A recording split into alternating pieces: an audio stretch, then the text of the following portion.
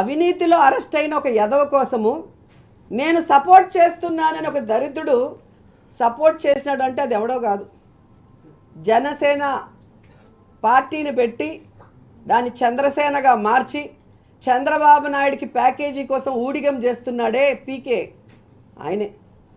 ఎందుకంటే ఆయన భారతీయ జనతా పార్టీలో నేను పొత్తులో ఉన్నా అంటాడు.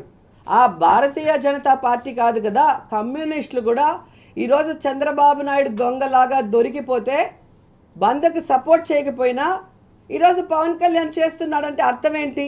పొత్తు కోసం బీజేపీ కావాలి, ప్యాకేజీ కోసం తెలుగుదేశం పార్టీ కావాలి.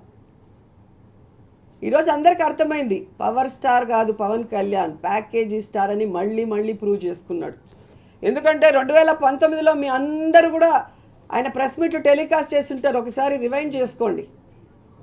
చంద్రబాబు నాయుడు లోకేష్ అంత అవినీతి పరులు లేదు, వాళ్ళని తరిమి తరిమి కొట్టండి అని చెప్పి మాట్లాడిన వ్యక్తి ఈరోజు అదే అవినీతిలో చంద్రబాబు నాయుడు దొరికిపోతే ఆయనకు నేను మద్దతు ఇస్తాను, ఆయన కోసం లోకేష్తో కలిసి పోరాడుతాను అంటే ఇంతకన్నా సిగ్గుమాలిన విషయం ఇంకోటి ఉందా అని నేను అడుగుతున్నా. ఈరోజు చంద్రబాబు నాయుడు కానీ పవన్ కళ్యాణ్ కానీ లోకేష్ గారు కానీ ఊరూరున తిరిగి విమర్శిస్తుంటే ఈ మధ్యనే రిలీజ్ అయింది రజనీకాంత్ సినిమా ఒకటి.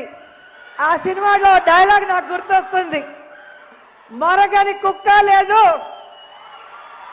విమర్శించని నోరు లేదు, ఇవి రెండు లేని ఊరే లేదు. తమిళ్లో చెప్పేదా మన వాళ్ళు ఉన్నారు, కొలక్కాద వాయుమిల్ల కొర సొల్లాద వాయుమిల్ల, ఇది రెండు ಇಲ್ಲ ಅಂದೆ ఊరు ಇಲ್ಲ. పురియుదా రాజా, అర్థమైందా రాజా? అని ఇది చూసి పచ్చకామర్లోడు లాగా ఈరోజు తెలుగుదేశం పార్టీ వాళ్ళు కొన్ని ప్రచారాలు చేస్తున్నారు. గతంలో సీట్ లేదన్నారు, తర్వాత వెన్నుపోటుదారుల వల్ల ఓడిపోతానన్నారు, తర్వాత ప్రజలు పట్టించుకోవటం లేదన్నారు. మీరే చూశారు కదా, ఈరోజు వెన్నుపోటుదారులు ఇన్ని రోజులు పార్టీలో ఉండి వెన్నుపోట్లు పొడిచారు, ఈరోజు ఆపోజిట్ లో ఉన్నారు. ఇప్పుడు వెన్నుపోట్లు ఉండవు, స్ట్రైటే. స్పష్టంగా పవన్ కళ్యాణ్ వెనక ఒక నాయకుడు కూడా లేడు అనేది ఇక్కడ అర్థమవుతుంది. అక్కడ మిగిలిపోయిన చెత్త, ఇక్కడ మిగిలిపోయిన చెత్తని ఏరుకొని క్యాండిడేట్లని అనౌన్స్ చేసుకునే దౌర్భాగ్య పరిస్థితికి రావటం అనేది మనం గమనించాలి. అండ్ ఈరోజు సీట్ల పంపకాలు కూడా కాన్స్టిట్యున్సీలు ఎంపీలు కానీ ఎమ్మెల్యేలు మీరు చూస్తే ఎవరెవరికి ఏం అలాట్ చేస్తారో మీకు పూర్తిగా అర్థమైపోతుంది. చంద్రబాబు నాయుడు బీజేపీని జనసేనను మోసం చెయ్యాలి అన్న ఆలోచనతో సీట్ల పంపకాలు ఎలా చేశాడు, ఆ సీట్లలో కూడా తన అభ్యర్థుల్ని ఎలా పంపించి పెట్టుకున్నాడో చూశారు. కాబట్టి మే 13 జరిగే ఎన్నికల్లో తెలుగుదేశం జనసేన పార్టీల రక్తాన్ని కళ్ళ చూసే విధంగా ప్రజలు వాళ్ళకి ఓట్లతో బుద్ధి చెప్పి ఆ పార్టీని ఈ రాష్ట్రం నుంచి తరిమి కొడతారు. ఈ పవన్ కళ్యాణ్ గాడిదలు కాస్తున్నారని అడుగుతున్నా. 175కి 175 మీరే తెచ్చుకుంటే మేమేం చేయాలి అని పవన్ కళ్యాణ్ గారు అడిగారని మొన్న రెండు చోట్ల మిమ్మల్ని ఎమ్మెల్యేగా ఓడించినప్పుడు మీరు ఏం చేశారో అదే కూడా భవిష్యత్తులో చేయమని సందర్భంగా తెలియజేసుకుంటున్నాను. పవన్ కళ్యాణ్ గారికి చెప్తున్నాను, పవన్ కళ్యాణ్ కి వెనక ఉండి మాట్లాడిస్తున్న వాళ్ళకి చెప్తున్నాను, జగన్మోహన్ రెడ్డి గారిని కాదు కదా, ఆయన ఎడమ కాలి చిటికెన వేల మీద ఉన్న వెంట్రుకని కూడా ఎవరు పీకలేరు. అలాగే వర్ధంతికి జయంతికి కూడా తేడా తెలియని అతను చదువుకున్నానని ఈయన గొప్పలు చెప్పుకుంటున్నాడు. అధ్యక్ష, మంగళగిరి అని పలకలేక మందలగిరి అనే ఒక మందబుద్ధి గల కొడుకుని, నా కొడుకు ఫారెన్ కి వెళ్ళి చదువుకున్నాడని చాలా గొప్పగా చెప్పుకుంటున్నాడు. అధ్యక్ష, అలాంటి కొడుక్కి ఆంధ్రప్రదేశ్ ఒక కంట్రీయా ఒక స్టేటా కూడా తెలియకుండా ఒక కాన్ఫరెన్స్ లో మాట్లాడిన వీడియోలు కూడా మీరు చూడొచ్చు. అధ్యక్ష, అలాగే వర్ధంతికి జయంతికి కూడా తేడా తెలియని అతను చదువుకున్నానని ఈయన గొప్పలు చెప్పుకుంటున్నాడు. అధ్యక్ష, అలాగే తాను నించున్న కాన్స్టిట్యున్సీని మంగళగిరి అని పలకలేక మందలగిరి అనే ఒక మందబుద్ధి గల కొడుకుని కానీ ఈరోజు జగన్మోహన్ రెడ్డి గారిని మాట్లాడటం చాలా సిగ్గుచేటు. అధ్యక్ష, రెండోది అధ్యక్ష, ఈరోజు నేను ఒకటే అడుగుతున్నాను. అధ్యక్ష, నిన్న చాలా ముఖ్యమైన విషయము మహిళా భద్రత బిల్లు గురించి మాట్లాడుతుంటే ఉల్లిపాయల దండలేసుకొని అచ్చెన్నాయుడు అయితే ఇంత పెద్ద ఉల్లిపాయ ఆయన సైజు ఒకటి ఎత్తుకొని వచ్చాడు. అధ్యక్ష, అది ఎక్కడి నుంచి తెచ్చాడో నాకు చెప్పాలి. అధ్యక్ష, అది హెరిటేజ్ నుంచా రైతు బజార్ నుంచా, అది ఎంత కొన్నాడు? ఈ తెలుగుదేశం పార్టీ అంటే తెలుగు దండుపాల్యం పార్టీ లాగా తయారైంది. తెలుగు ద్రోహుల పార్టీ లాగా తయారైంది, తెలుగు దుశ్శాసన పార్టీ లాగా అయింది. ఈరోజు బండారు సత్యనారాయణ మూర్తి ఈయన క్యారెక్టర్ గురించి అందరికీ తెలిసిందే.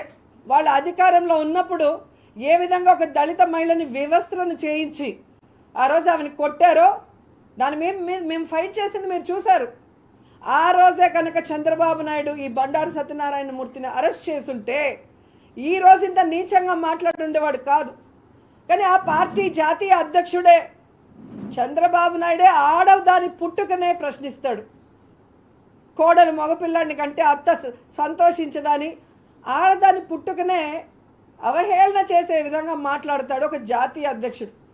కాల్మనీ సెక్స్ రాకెట్లో ఎంతోమంది ఆడవాళ్ళ జీవితాలని వ్యభిచార కూపంలోకి దించుతుంటే వాళ్ళ లీడర్స్కి సపోర్ట్ చేసి నేను ఎక్కడ ఆ ఇష్యూని హైలైట్ చేసి వాళ్ళు చేసిన తప్పులు బయటకు తెస్తున్నానని రూల్స్కి విరుద్ధంగా ఆ రోజు కూడా కక్ష సాధింపుగా నన్ను 1 year సస్పెండ్ చేసి కోర్టులు చెప్పినా కూడా మళ్ళీ అసెంబ్లీలోకి రానియకుండా కోర్టు ఇచ్చిన తీర్పును కూడా వ్యతిరేకించిన పెద్ద మనిషి తెలుగుదేశం పార్టీ జాతీయ అధ్యక్షుడు. దళిత మహిళను బూటు కాలుతో తన్నిన వ్యక్తి రాష్ట్ర అధ్యక్షుడు అచ్చెన్నాయుడు గారు. ఒక ఎంఆర్ఓ వనజాక్షిని ఇసుకలో వేసి కొట్టిన చింతమనేని వాళ్ళకి అభిమాన నాయకుడు. ఆడపిల్ల కనిపిస్తే ముద్దు పెట్టండి లేదా నాకు కడుపైనా చేయండి అనే బాలకృష్ణ ఈ చంద్రబాబు నాయుడికి బావమరిది.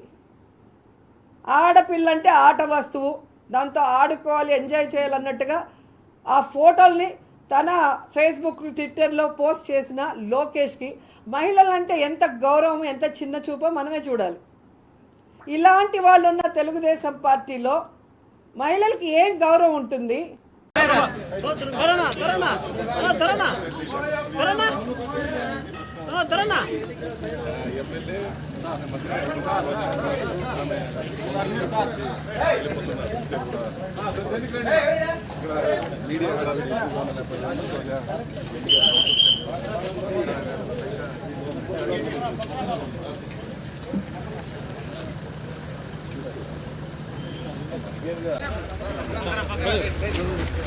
बकरा बाबू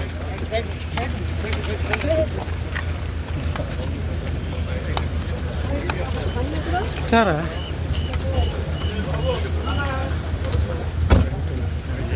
बकरा